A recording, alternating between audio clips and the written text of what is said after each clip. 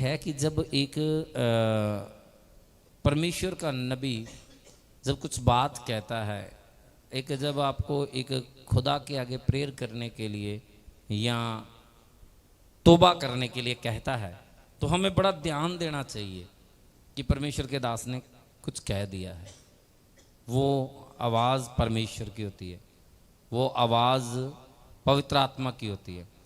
ये एक आज्ञा थी जो उस नमान को मिली। हम बहुत बार वचन पढ़ चुके हैं।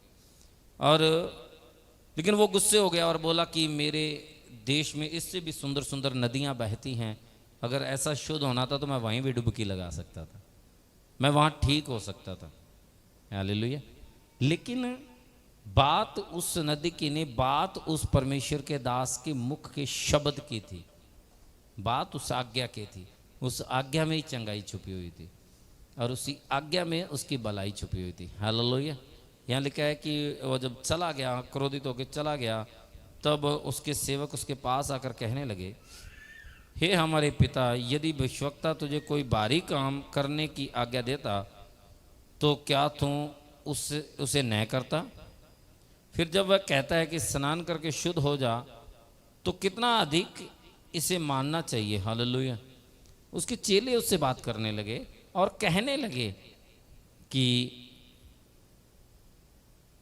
अगर वो भविष्यवक्ता हमें कोई भारी काम कहता या कोई ज़्यादा पैसा लेने को कहता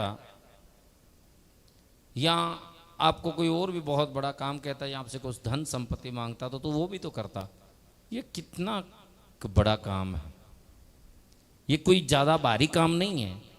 तो हमें जब इतनी दूर चल के आए हैं तो क्यों ना हम इसको करें, उस परमेश्वर के दास की कहे वर्ड को हम पूरा करें। तो उसे भी लगा चलो ठीक है, अगर नबी ने कहा है, समझ आई बात में कि मैं इसको कर लेता हूँ। आज बहुत से बहन भाइयों की यही प्रॉब्लम है कि जब परमेश्वर का दास कुछ कहता है तो हम उस पर ध्यान नहीं दे पा रहे हैं और हमारी चंगाइयाँ अटकी हुई हैं। अगर कोई भारी काम कहे तो चल बात अलग है, यहाँ तो तौबा करना है, प्रार्थना करना है, पाप छोड़ने हैं, ईमानदारी है, वफादारी है, पवित्रता है, आत्मिकता है, इन्हीं बातों में तो सब कुछ छुपा हुआ है। तो तब उसने परमेश्वर के भगत के वचन के अनुसार यर्दन में जाकर उसमें 7 बार डुबकी मारी और उसका शरीर छोटे लड़के सा हो गया और वह शुद्ध हो गया। हालेलुया। यहाँ लिखा तब उसने परमेश्वर के भगत के वचन के अनुसार यर्दन को जाकर उसमें 7 बार डुबकी मारी और उसका शरीर छोटे लड़के सा हो गया और वह शुद्ध हो गया। कितनी अच्छी बात है मेरे प्यारे बहन भाइयों कि जैसे ही उसने डुबकियां मारी और लिखा है कि उसका शरीर एक छोटे बच्चे की तरह एक कोमल और एक नम्र हो गया, सारा कोट जाता रहा और वो बिल्कुल तंदुरुस्त और चंगा हो गया।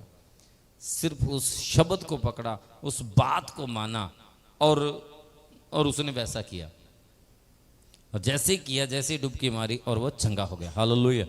आज आपको भी पवित्रताई में डुबकियां लगाने की जरूरत है। आज आपको भी आत्मिकता में डुबकी लगाने की जरूरत है।